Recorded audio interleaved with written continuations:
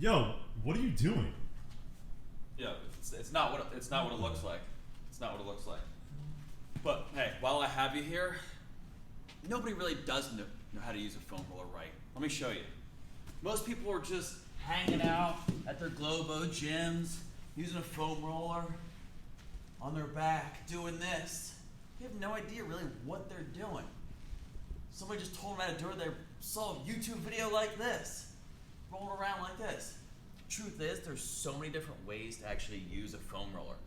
What I was doing up there, I was actually getting the adductor of my leg here. Something that causes a lot of hip, knee, back stiffness that really, if not taken care of, can really start to develop some imbalances throughout the hip. So, that adductor that we like to call it the freak leak that I was doing,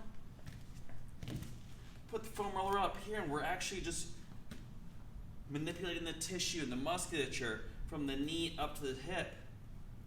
We're here, just allowing that hip to open up, get into the groin a little bit. Yeah, it looks freaky, looks a little weird, but take the foam roller off the floor, use it a little bit. You can use it up against a wall to do the back exercise that I was doing on the ground. We can also, come on over here,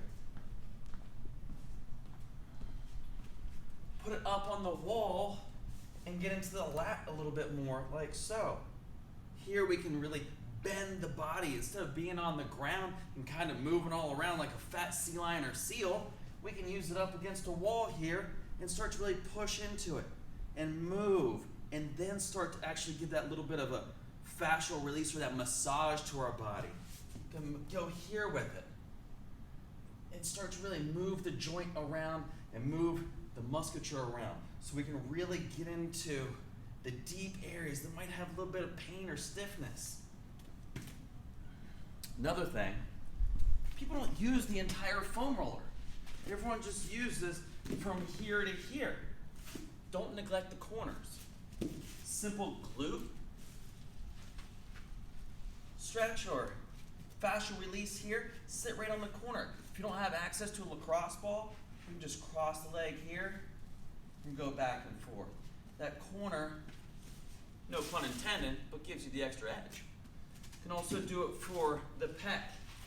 For laying down on the ground here, we need to get into it. Get into the corner here. Turn the foam roller around. Use that corner to dig a little bit deeper. Because to go here with it on this flat surface isn't really going to get and target inside that shoulder capsule where that pec insertion takes place.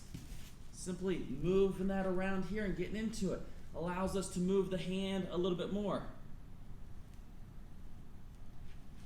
And we can actually start to use the foam roller for more than just hanging out on the gym floor on our back in a relaxed position. Use the foam roller to actually do something for your body, to make it feel better, to prep for a workout, to recover from a workout.